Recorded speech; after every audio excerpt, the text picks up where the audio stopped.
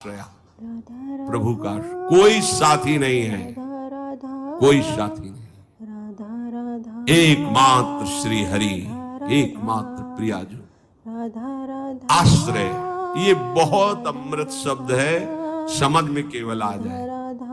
अभी इसी क्षण बिना साधना के मुक्त हो, अगर ये बात समझ में आ जाए, पर अभी तो समझ में आ सकती कुछ मिनट के लिए, क्योंकि यहाँ का वायुमंडल है मदाश्रया का। तो अभी सब पर गेट के बाहर निकलते ही हवा बदलेगी तो विचार बदल जाएंगे। मदाश्रया ये गुरु कृपा से आई हुई भारी विपत्ति, प्रतिकूलता, असाध्य रोग, अपमान, निंदा, ये सहयोगी होते मदाश्रया के लिए। ये मदाश्रया में बहुत सहयोगी होते हैं और इनको कौन चाहता है, इसलिए मदाश्रया नहीं हो पाता। वो हम के आश्रित रहता है, साधना का आश्रय ले सकता है, क्रियाओं का आश्रय ले सकता है, व्यक्ति का आश्रय ले सकता है, लेकिन मदाश्रया भगवद आश्रित। और भगवद आश्रित बहुत बेपरवाह और ऐसी वस्तु मिलती है जो किसी साधना से नहीं मिलती। पर ये हृदय का विषय होता है, वाणी का नहीं होता। केवल वाणी के कहने से हृदय शांत नहीं हो जाएगा। निज सुख बिन मन होई की थीरा, जब तक मन में ये आश्रय जागृत नहीं होगा तब तक बात नहीं बनेगी। और ये जागृत तभी होगी, लिख लो, जब तुम्हारा अपमान होगा, निंदा होगी, शरीर किसी असाध्य रोग से ग्रसित होगा, सब तिरस्कार करेंगे, सब, कोई सृष्टि में प्यार से देखने वाला नहीं होगा, तब सच्चा मदाश्रय उदय होता है।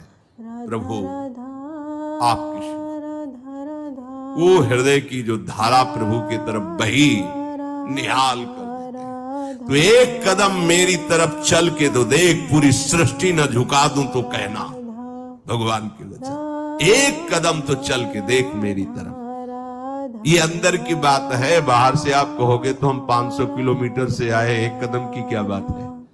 बाहर से दौड़ने वाला कोई वीर नहीं कहा जाता, अंदर तो आप वहीं बैठे हुए हो, शरीर में, उस शरीर संबंधियों में, शरीर भोगों में, एक कदम कहां चले।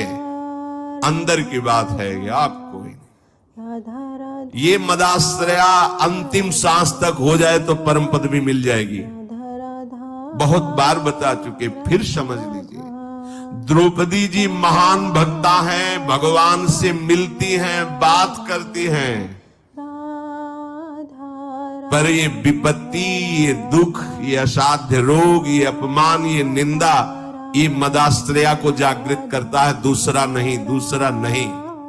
अभी तक पूर्ण मदाश्रया द्रौपदी जी नहीं थी, क्योंकि जब कर्ण और दुर्योधन के आदेश से दुशासन महल में प्रवेश करता है और बाल पकड़ करके अपवित्र दशा में उनको घसीटते हुए सभा में लाता है, तब एक बार भी नहीं बोली हाँ श्री कृष्ण। क्यों? अंदर आश्रय है। ऐसे महावीर है कि अगर भीम गदा उठा ले तो त्रिभुवन में सामने उनके टिकने वाला वीर नहीं है। अर्जुन अगर गांडीव चढ़ा ले तो किसी को भी ललकार सकते हैं, भगवत शक्ति से संपन्न है। अगर युधिष्ठिर जी भाला उठा ले तो सामने कोई महावीर भी टिकने वाला नहीं है। मेरे 5 पति हैं और सभा में परम धर्मात्मा भीष्म जी विराजमान है, जो महात्मा है। क्या उनके होते हुए ऐसा हो सकता है? द्रोणाचार्य जी हैं, कृपाचार्य जी हैं, बड़े बड़े वीर बैठे। एक बार भी नहीं है कि मेरे श्री कृष्ण हैं। पढ़ के देख लो, व्यास भगवान द्वारा रचित महाभारत, उसका स्वाध्याय किया है पूर्व में।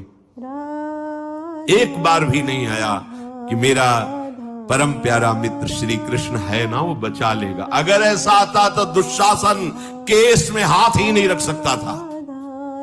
विश्वास कीजिए, महल में ही केस नहीं पकड़ सकता था द्रौपदी के। गई सभा में बड़ा उपहास कर रहा है कर्ण और दुर्योधन, गंदे शब्दों से बोल रहा है, नहीं बोलना चाहिए। ऐसी धर्मात्माओं की सभा में ऐसी महान देवी को ऐसे शब्द नहीं बोलने चाहिए, बड़े अपवित्र शब्द बोले। तब उनकी दृष्टि गई तो 5 पति सर झुकाए बैठे हैं, कोई देख भी नहीं रहा है। कृपाचार्य, द्रोणाचार्य सदगुरु हैं, पिता की तरह हैं, कोई नहीं बोल रहा। भीष्म जी की तरफ देखा और कहा, मैं केवल इतना पूछना चाहती हूं कि क्या केवल महाराज युधिष्ठिर को अधिकार है मुझे हारने का? क्या ये धर्म है? अगर है तो आप केवल बोल दीजिए मैं सब कुछ सह जाऊंगी। अगर धर्म नहीं तो मैं समर्थ हूं, हर एक को दंड देने में समर्थ हूं। कान में लग करके गांधारी जी ने बाद में कहा था, धृतराष्ट्र से कि होश में हो जा, पूरी सभा को भस्म करने की सामर्थ्य द्रौपदी रखती है, क्योंकि वो महान देवी कोई साधारण मां के गर्भ से पैदा हुई नहीं, यज्ञ से प्रकट हुई है। कहां कोई बात सुनने वाला? खींच रहा है दुशासन, 10,000 हाथियों का बल रखता है। द्रौपदी जी हाथ से पकड़े हुए साड़ी, थक गई। सोचा आपके अभी मदाश्रया नहीं जागृत हुआ, एक बार भी कृष्ण याद नहीं आए, दांत से पकड़ लिया। अब लगा कि अब की बार के झटके में दांत से भी छूट जाएगी, स्वयं छोड़ दिया और कहा, हे गोविंद द्वारिका। सेकंड नहीं लगा, भगवान का वस्त्रावतार हो गया। मदाश्रया सीधे भगवत प्राप्ति। कोई भी कहीं भी कैसे भी मदाश्रया के लिए शर्त नहीं है कि आप किस जन्म, किस कुल में, किस क्या कुछ, कहीं भी हो, कोई भी हो, कैसे भी हो, भगवत प्राप्ति के लिए सिद्ध बात है भगवान का आश्रय। अब जीव आश्रय लेना भी नहीं जानता, इसीलिए सत्संग भगवान देते हैं, साधु महात्माओं का संग देते हैं, जिससे तुम्हारी बुद्धि पवित्र हो और तुम भगवान का आश्रय हो। जो संत जन होते हैं वो मदाश्रया भगवदाश्रय, ऐसे चमत्कार जीवन में प्रकट होते हैं जो भगवदाश्रित तपस्या और साधन, ये सब एक तरफ, ये बीच में ऐसे रकील खींचिए, एक तरफ मदाश्रया और एक तरफ जिस क्षण आश्रय लिया उसी क्षण से आपकी समानता करने वाला कोई नहीं रह गया। बार बार समझाने के लिए कहते हैं, जैसे बाली वैसे ही सुग्रीव, इतना भी अंतर नहीं, ना आचरण में ना बल में, किसी भी तो समान भाई थे दोनों।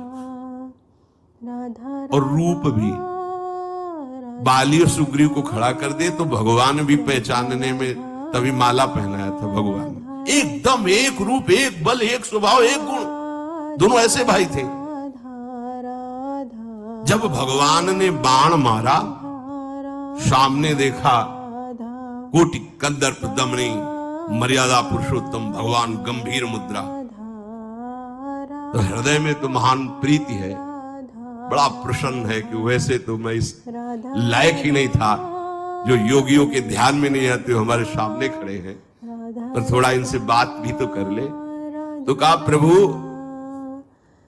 सुन रखा है कि आप समदर्शी हो, फिर पर आज आपकी समदर्शिता दिखाई नहीं दे रही, पक्षपात दिखाई दे रहा है। मेरा भाई है, पता नहीं आप जानते हैं पूर्ण रूप से कि नहीं, पर मैं जानता हूं क्योंकि साथ ही खेला हूं। मेरे आचरणों से उसके कम आचरण नहीं है, जैसा मैं वैसे ही मेरा भाई, मैं जानता हूं। पर ये क्या, एक का पक्षपात लेके छुप के हमारी छाती में बाण मारा, मैं बैरी सुग्रीव प्यारा, क्या कारण? एक शब्द यही भगवान का था, ऐ देहाभिमानी, तूने सुन नहीं रखा था कि ये मेरी शरण में हो गया है। अभी अभी हुआ है, कोई तपस्या नहीं, कोई साधना नहीं, और हुआ कैसे? महाभागवत हनुमान जी के द्वारा कराया गया। बस ये मदाश्रया शब्द बहुत बड़ा है, बहुत बड़ा, बस इसका परिचय नहीं मिल पाता है। ये कैसे हो ऐसा लगता है। हाँ, अब क्या करूं? तब साधन बताया जाता है, करो, क्योंकि तुम्हारा करने में राग है।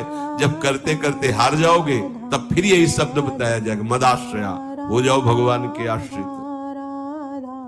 बहुत बड़ा बल है आश्रय, और कहीं प्यारी जू के चरणों का आश्रय। ये तो जब लालजू श्री हरि अत्यंत प्रसन्न होते हैं तब ये बात मिलती है। लाल रंगीलो गाइए ताते प्रीति रंगीली पाई, प्यारी जू, प्यारी जू। यहाँ ये सब हिसाब किताब नहीं है, अलबेली सरकार।